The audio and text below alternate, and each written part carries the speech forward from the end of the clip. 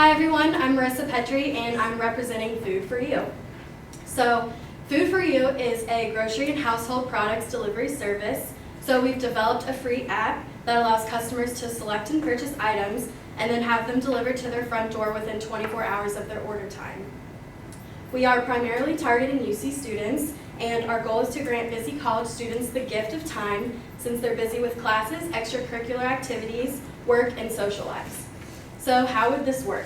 Food for You is going to hire UC students who need jobs. Our app allows customers to quickly create a shopping list and also favorite items that they purchase frequently, like milk. The shopping list will be sent to a personal shopper who will then go to the customer's preferred store, such as like Kroger, Walmart, or Meijer. And then why would students want to use our app? We provide a fast, friendly, and safe delivery service, and the employee will even help you carry the groceries to your front door. And this is also a safe service because we've provided a background check for all of our employees. Our service is faster and cheaper than Amazon Prime Pantry, and also other schools such as Duke already have a similar service. So thank you for your time, and we look forward to seeing your grocery order on our app. To the design of this app, have you designed this app? Do you have the app? Or is it just an idea? We're just at the idea point right now. We haven't fully gone through the whole research and setup for the app, for the design or anything. But it's definitely possible because, like I said, schools like Duke already offer a similar service. So we would like to model ours after theirs. Could you explain one more time how exactly you make money on this? So we're modeling this app. Have you heard of Order Up? Yeah. So we're going to be modeling after that. So when you select and purchase the items that you want on the app, we also charge a small delivery fee, and so that's how we would profit. Other questions for the group? Thank you. Thank you. Hi, my name is Kyle Ansley, and our group is Ta-Kele. Only 20% of the world has access to running water, and over 1 billion people do not have a clean water supply. The goal of Ta-Kele is to create a portable and convenient solution to unsanitary tap water for tourists.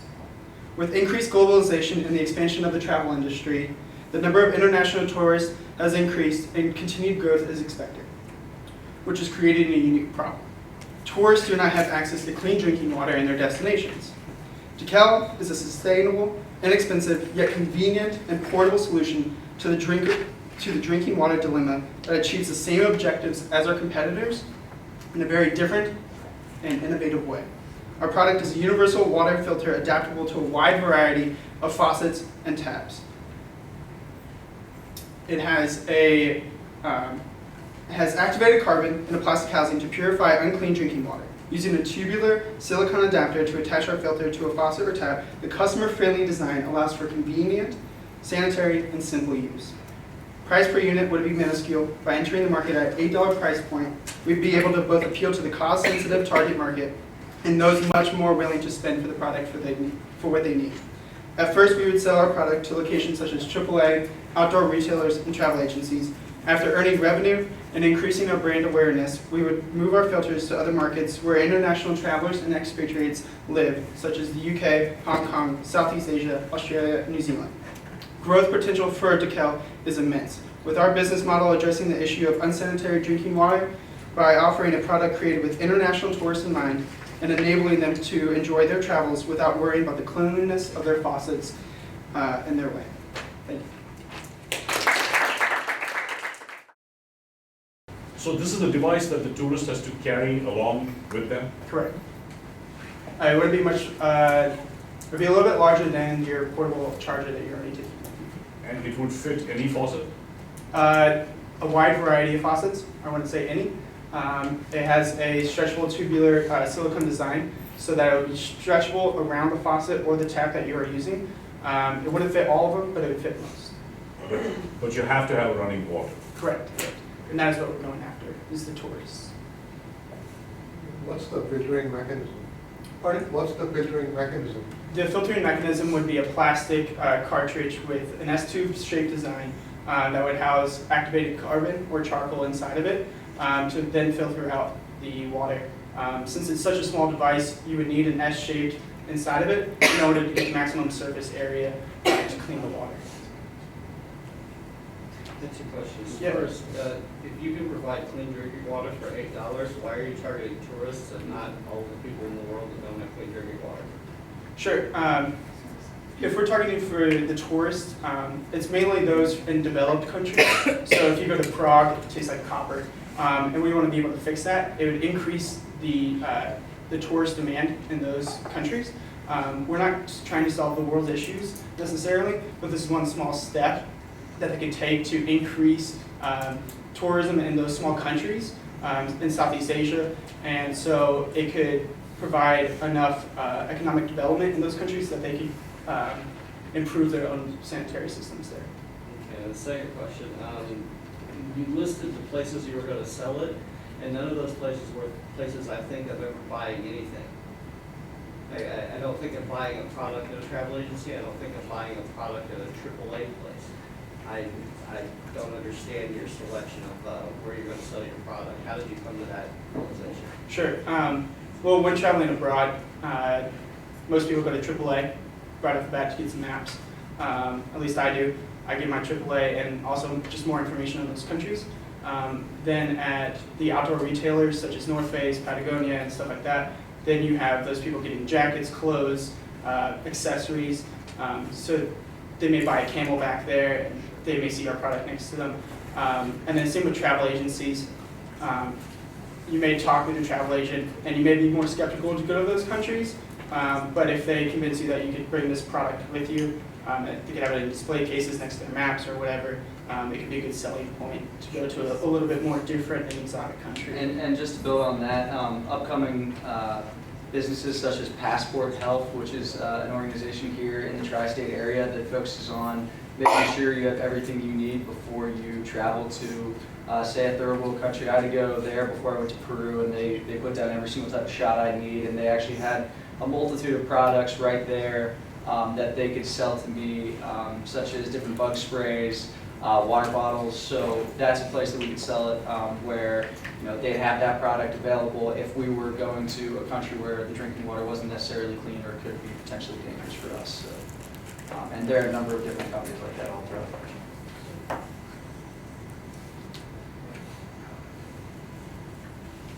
All right, thank you.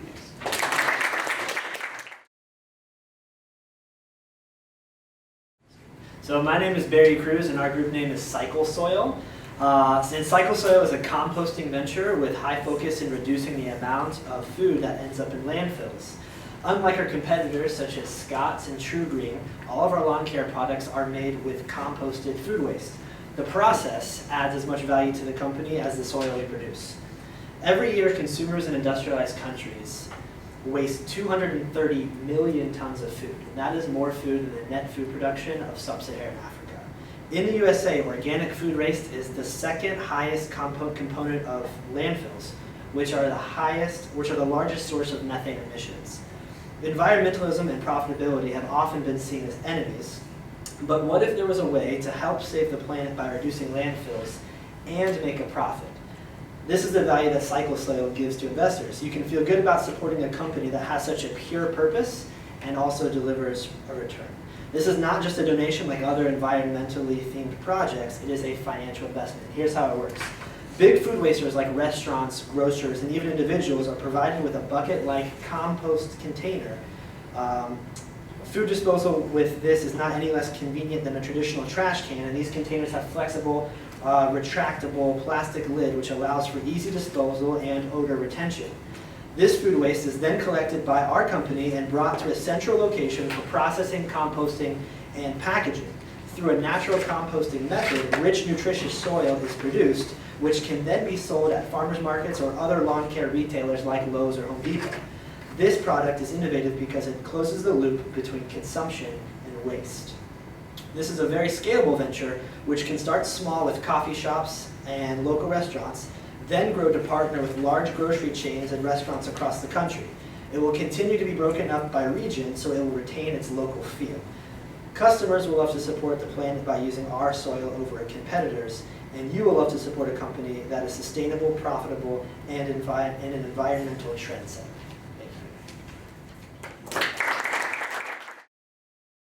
food waste has to do the sorting and putting it in the right bucket?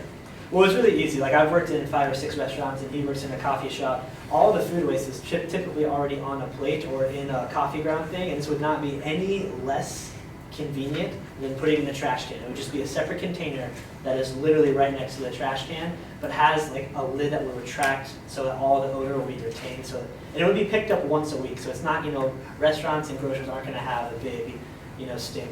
But the person unintended. has to exercise discretion. That is, what will go into this container will only be food waste, and it will not be like cellophane and paper and trash. It Well, will paper is only be also food. diet biodegradable, so that's completely fine. So, okay, Right. so then you're going to specify what goes in and It would what be doesn't. labeled on the bucket, Right. we would talk to the All right. the Right. employees before Okay. they Yeah. came there.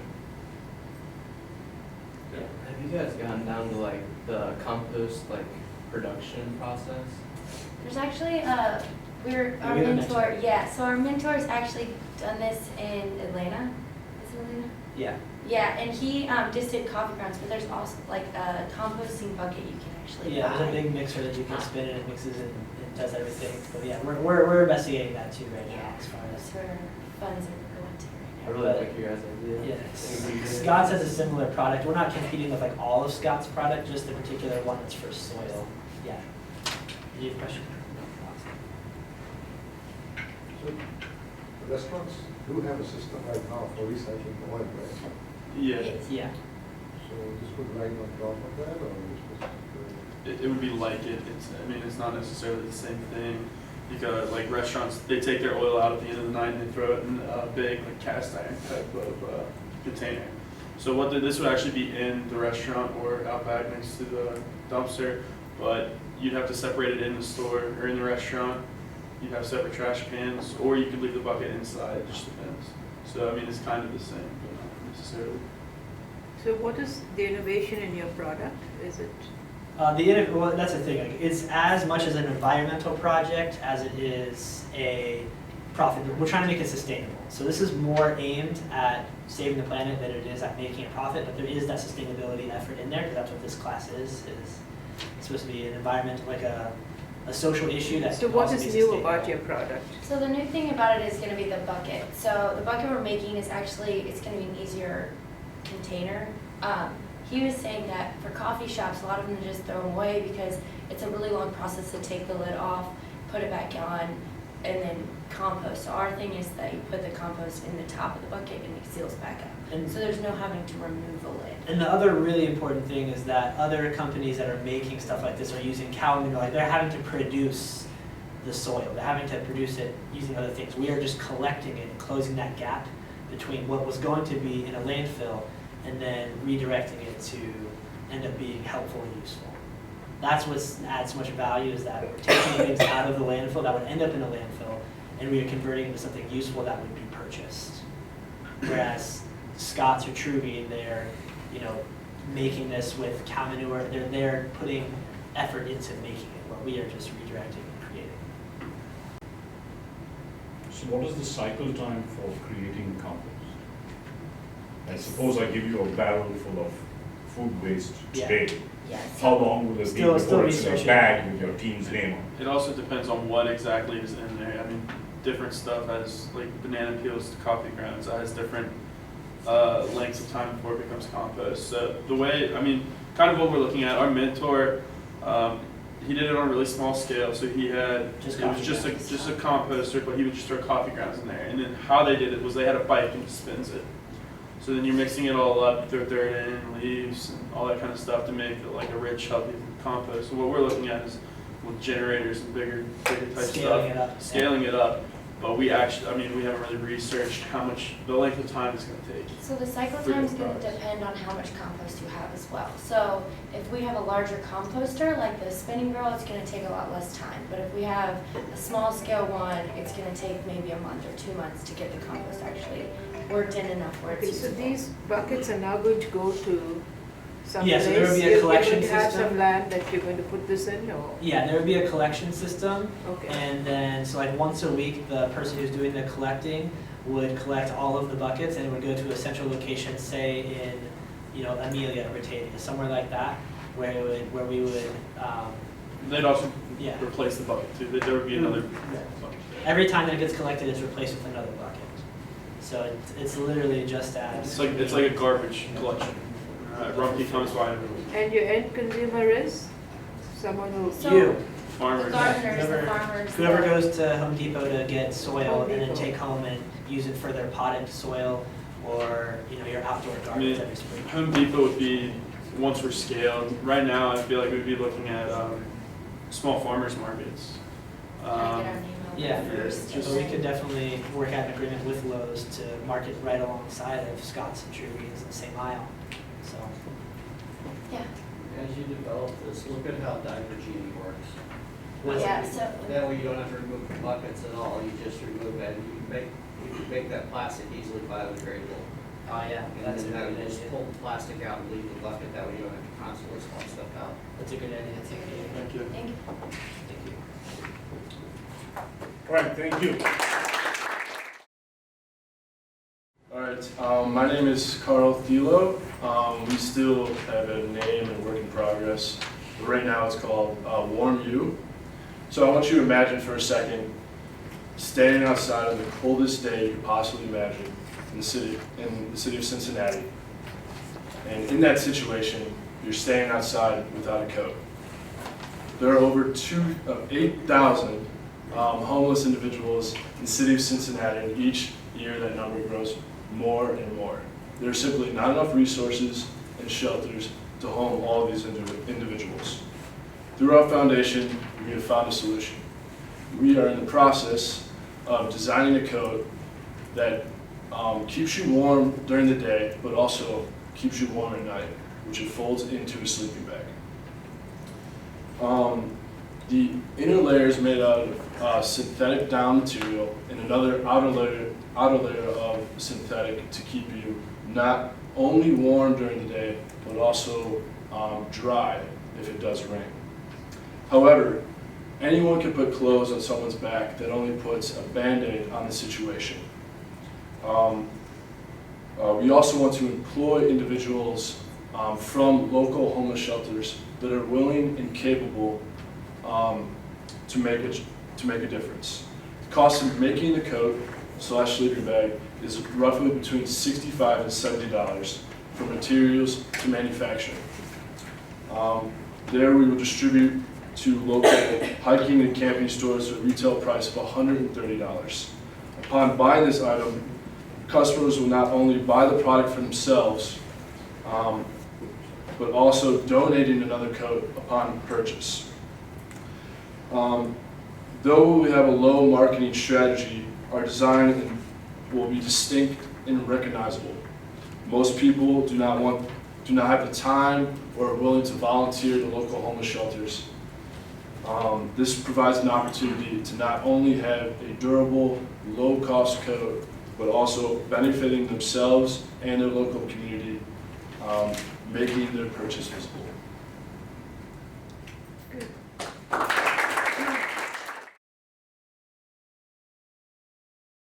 The imagination, and that was good. And I also like the fact that you had done some research on the cost of the product and the feasibility. So that was good too. Can you explain the buy and donate part? Are you going to tell me that you won't sell it to me unless I donate something? No, No, so the actual retail price, we'll be making enough money to not only have a little bit of profit, help keep us going, but also the cost is, like the second coat is reflected in the cost. So you buy a coat, but you're also donating one. Okay. So the price at which I'm buying includes a free coat, which is now going to be donated. Yes, but it also costs for manufacturing when we employ maybe locals from homeless shelters. Tell us a little bit about your distribution approach. How does a homeless person get one? I guess we haven't entirely figured that out yet. I guess we would have to work through local homeless shelters. Once we make the product, once it's sold, then we realize that, hey, we have one product sold that we have to distribute to somebody from the local homeless shelter, someone that's maybe always looking on the streets annually. I guess we haven't figured that out entirely. But we do have employees, we are hiring people from local shelters, and those people from those local shelters will be able to distribute coats to homeless people because they deal with them on daily interactions.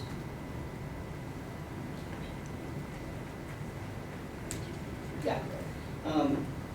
The numbers that I heard were $65 cost of a coat. So 2 coats would be $130. Your retail price is $130. So if you sell 2 coats, you don't make any money, and the store doesn't make any money. And a couple people get coats, and people getting coats is super awesome, but stores really don't care. They want to make money. Yeah. And you guys aren't making any money to continue your business. So where did I miss that? Those are really rough figures. Another figure I had is a coat costing $30 to make and retailing for a little less than that. Well, sorry, not less than $30, but less than $130. So we're just looking into feasibility right now with just like the different numbers that we do have. As you explained, include some profit for somebody, or a lot of businesses get loose interest. Yeah. How do you deal with the reselling problem? Sorry? How do you deal with reselling? I show up at a homeless shelter, I say I need a coat, you give me a coat, I go put it on Craigslist for $70. Can't really. I mean, there's nothing that'll really do that for us. But I guess our thought is, if you're really on the streets and you're struggling that bad, then that coat will be so valuable to you because it'll. That's true. If it gets to the right people, you're right. And especially like in Cincinnati as like a starting. No, you're absolutely right. If it gets to a needy person, you're right. And we think it would really attract campers and hikers. Personally, that's something I do all the time. And the conveniency of having a coat, a warm coat, and that turns into a sleeping bag that you can just carry on your back is just awesome. Because you want a lightweight bag, and It's you know, true. the opportunity just to turn your coat into a sleeping bag is cool. So let's discuss the product concept a little bit. So this is a product that somebody buys at the store for $140. And this is also a product that a homeless person wears in the day and hopefully in the night when he's sleeping back. So what does it look like? I guess, what does it look like? I guess I didn't Distinguish it. What's that? Yeah. So we were thinking about mainly using sort of bright colors and things like that to make it very recognizable. So within the city of Cincinnati, people can see it and they'll know that it's kind of like a thing that's happening, like a movement sort of thing.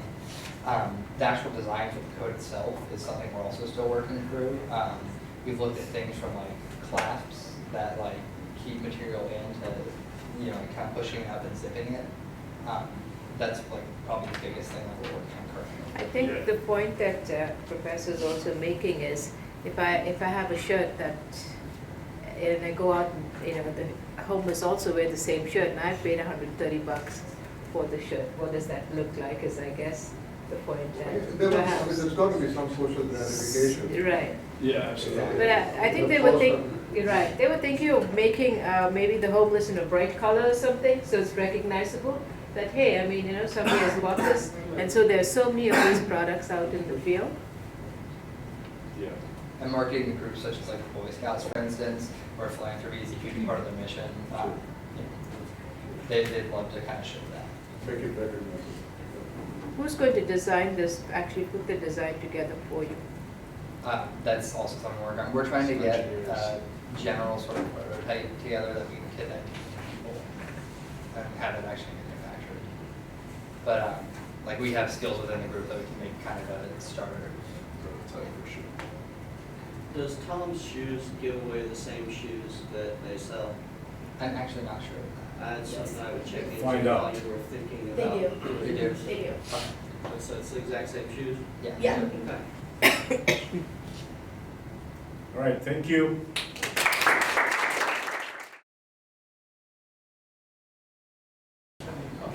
All right, I'm Trevor Williams, and my group is Lawn Move.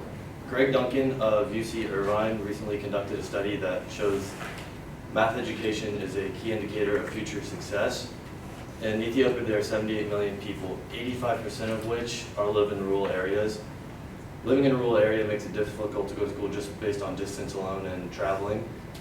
Along with that, the class sizes in Ethiopia reach around 120, so you might not get the attention you necessarily need. While Ethiopia does implement science and writing, their mathematics and English lack, as well as their current textbooks today don't necessarily give them practical lessons or really reflect their values or morals of their society. Our goal is to provide them with textbooks that are comprehensive, provide answers, the subjects they need to learn within levels 1 through 6 of math. They will come with the lessons in a way that the student can teach themselves independently rather than have to have another person there, because along with children's times, adults' times are spent providing and helping the children with everyday life and what they need to provide as far as food and financial support. So if the child can help themselves on their own free time, it sets up for a better future for not only them, but generations to come. While our initial startup is only $1,000, we hope to partner with a company like McGraw-Hill who produces books on their own. And this would be a good opportunity for them to save face on recent publication errors they've had in their books regarding African slaves. So it would not only help us reach kids that need help, but it would help them feel better about the mistakes they've made in their past.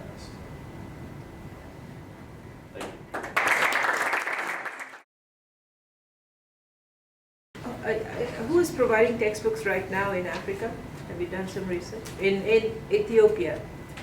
And the second question is, why did you specifically choose Ethiopia? And third question, are you sure about the class sizes? We specifically chose Ethiopia because actually the Ethiopian government is running a science and math initiative right now. And so that's really the focus of their education right now. And another reason is because of their population, because of 78 million people, 85% of which live in rural areas.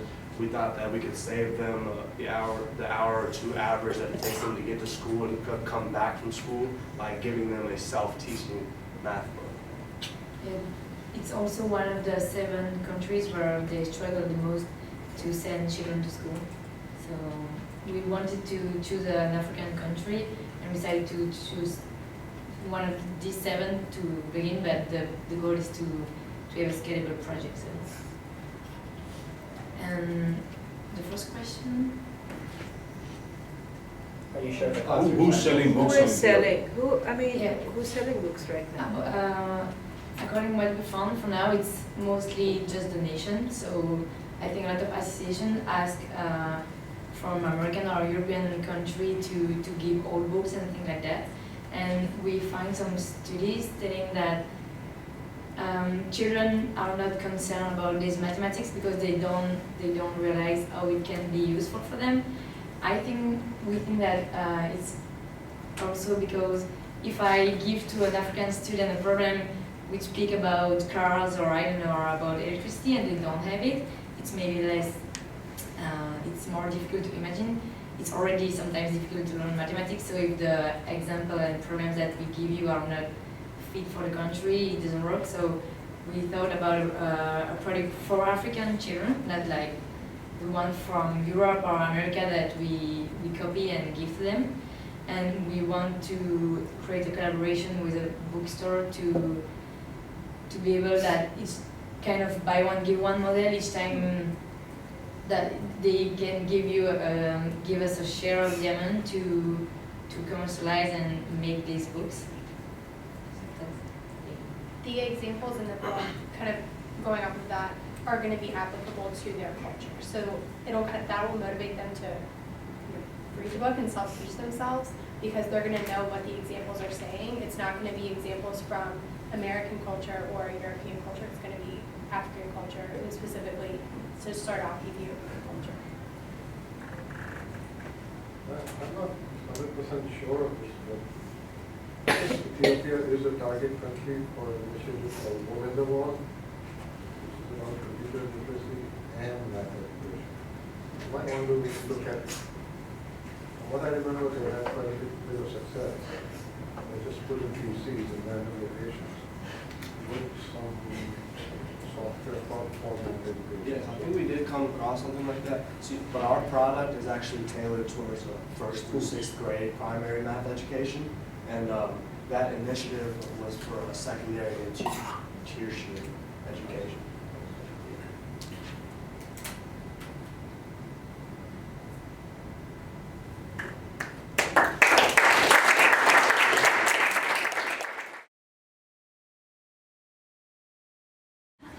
Hi, my name is Isis Rojas, and our group name is Purple Apple. Purple Apple. Our problem is that in many developing countries, there is a lot of multi-grade schools. That means there is only one teacher there is only one teacher that teaches more than 2 grades at the same time. And this time we're gonna focus on China. China has many provinces that has the multi-grade schools, and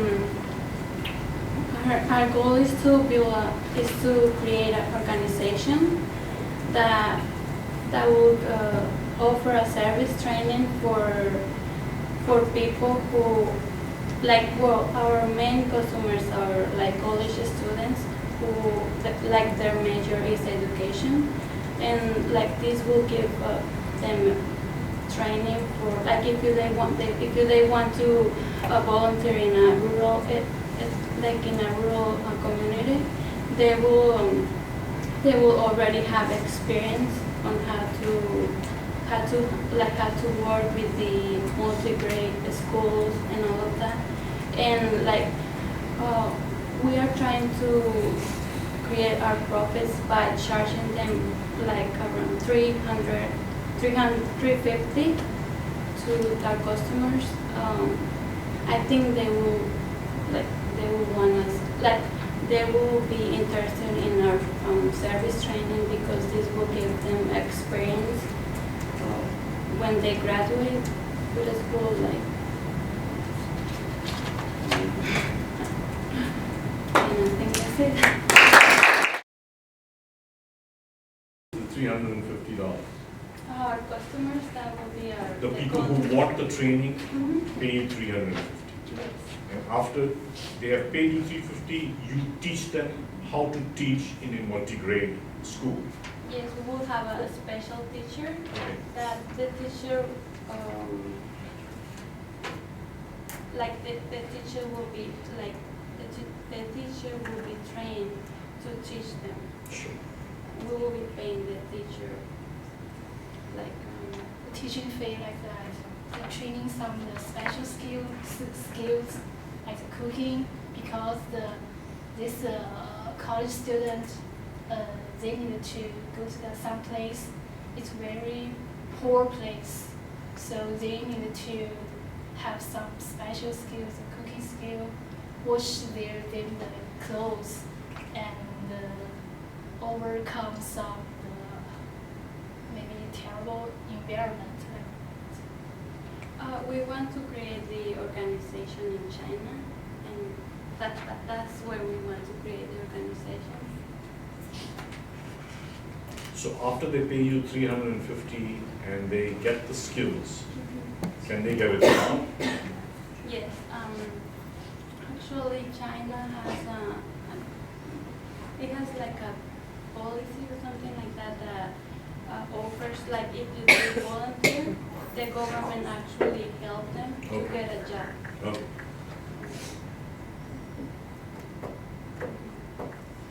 Do you want to explain anything else? So what makes you think there's demand for the service? Do you have any data, any evidence that says that people are looking for the service? I searched the website in China, and only one government organization for this, but it's non-profit. But all organization is individual and profit organization. And we try to some people get the better chance to go to help some people who need help. So.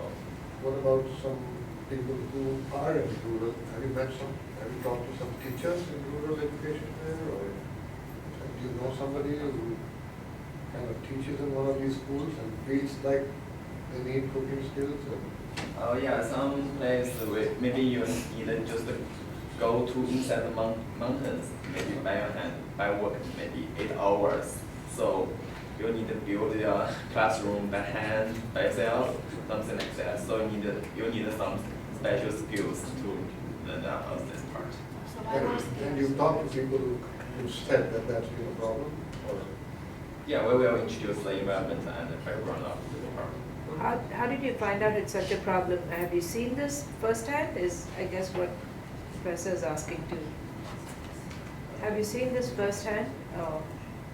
That there's a problem, a school has to be built, you have to cook, you have to clean, you have to, Yeah, this measure. Sorry? So, I actually have seen that in Mexico. Yeah. Because my sister, she's a teacher, and she used to teach a class at multi-grade school. So that's And in China, maybe just one school in one teacher, and they need to build some road to the student, and just around the mountain. Maybe they build this road is 30 years, 40 years process.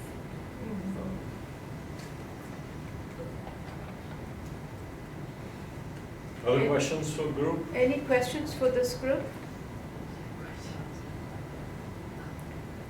Yeah, go ahead, Ethan. I was just about to clap. Oh, you were just about to.